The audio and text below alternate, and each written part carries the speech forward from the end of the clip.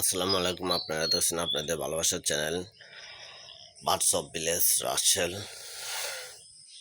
তো আপনাদেরকে যেটা বিষয়ে জানাচ্ছিলাম সেটা হচ্ছে ঔষধের মাসিক কোর্স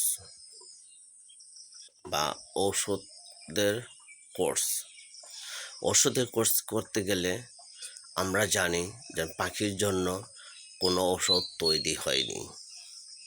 যে বলবে পাখির জন্য ঔষধ তৈরি হয়েছে সেটা ছিল ভুল ধারণা। কারণ আমরা পাখিকে প্রয়োগ করি সেইটাই, যে ওষুধটা গরু, মুরগি, হাঁস এগুলোর জন্য, ছাগল এগুলোর জন্য ওষুধ নির্ণয় করছে কোম্পানি। কিভাবে?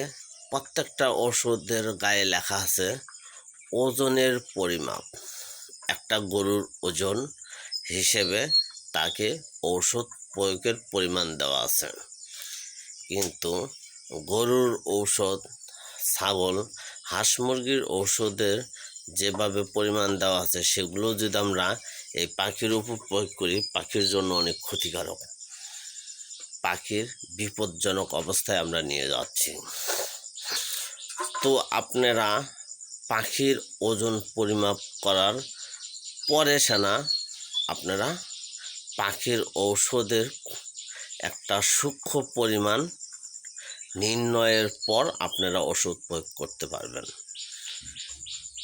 আমি বলি, সাধারণভাবে বলি যে আমরা গরুরকে যখন ওষুধ দেয় মেডিসিন বিশেষজ্ঞ বা হাসপাতাল থেকে, সেটা আগে জিজ্ঞাসা করা হয় গরুর ওজন কতটুকু।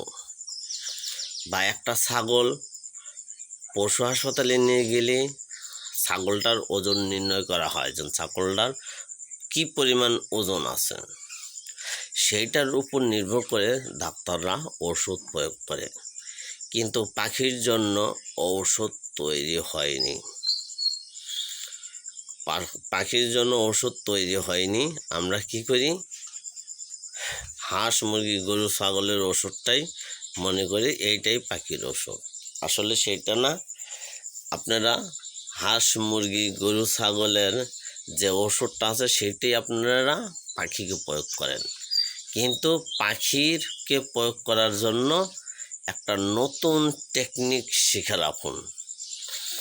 সেটা হচ্ছে পাখিকে আমরা যখন বিক্রি করি সেটাকে বলা হলো ক্যারিং খাঁচা। আপনি ক্যারিং খাঁচাটার ওজন মিটারে 0 করে নেবেন।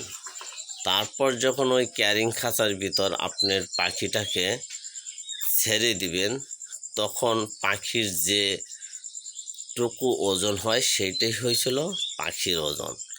সেই ওজনটাকে আবার ঔষধের সাথে, যেহেতু ছাগল, গরুর এইগুলার ওজন নির্ণয় করার পরে সেনা এত মিলিমিটার প্রয়োগ করতে পারবেন ঔষধ।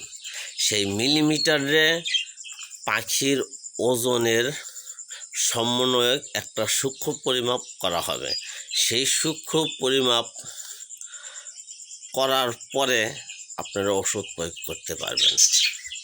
আমি এর আগে একটা ভিডিওতে দিয়েছিলাম যে 1 লিটার পানি থেকে ওই 5 গ্রাম, 5 ml, কেউ 2 ml, কেউ 1 ml, কেউ ফোঁটা ব্যবহার করে। ঠিক আছে? তো আমি এইটাই বললাম যে আপনার পাখির ওজনও আপনি ওজন করবেন। ওজন করার পরে সেই মিলিমিটারের তাকে ভাগের মাধ্যমে এটা ঔষধের সূক্ষ্ম পরিমাপ একটা নির্ণয় আছে, সেইটা অনেকেই জানে না।